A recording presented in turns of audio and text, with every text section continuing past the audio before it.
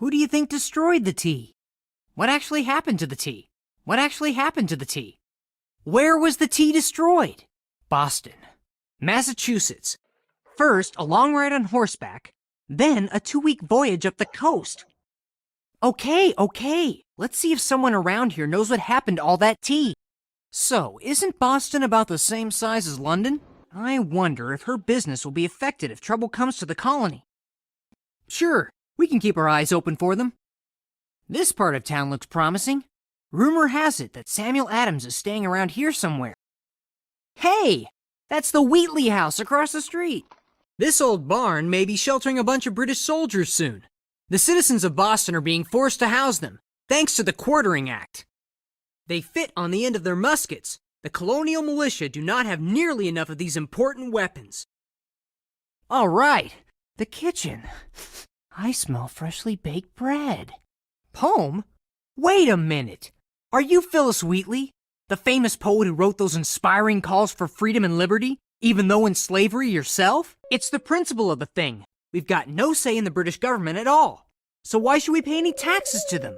As a journalist, we've got to go where the stories are.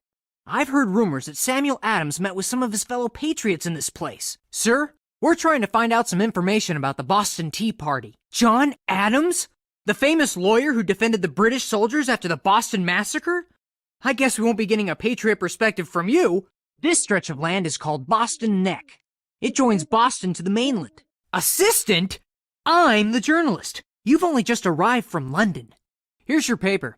By the way, would you happen to have a spare quill pen we could have? A good journalist gets multiple opinions on when it happened. It looks like we don't have any answers to our... I think we should try to find a few more answers to our who question. The North Church. Let's go on up then. Ladies first. This is amazing! You could see all the way across the Charles River from here. A message on a scroll. Someone may be needing this. This part of the harbor is known as Griffin's Wharf. We should be able to find out something around here. Henri asked us to find out about the Boston Tea Party. Do you know anything about it? But some people weren't too happy with that idea because the colonies had no say about the import tax added to the price of tea. We need to find out what happened to that tea. So, all the tea was on this ship?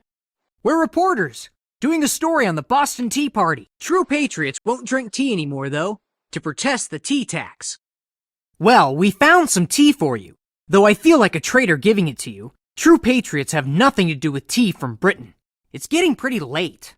Do you think we'll find anything out here? Well, this looks like the end of the path. A map of Boston, in Massachusetts. Boston has around 15,000 inhabitants and is a very important colonial city. I must admit that fire does feel good.